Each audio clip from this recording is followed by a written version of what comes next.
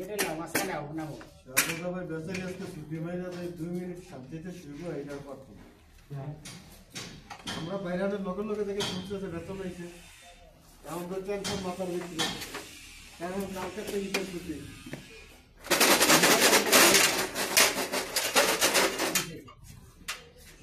আমরা কোনো অফিসটা তুলনা শনিবারে বন্ধ তো কালকে তো ধরেন ঈদের ছুটি না তো ঈদের পর পাবো না না পারবে এই টেনশনে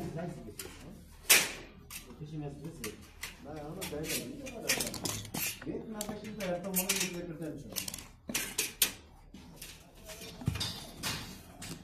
দাও এদিক দাও এটা কত জানা 229 লাগে না তুমি কত মারো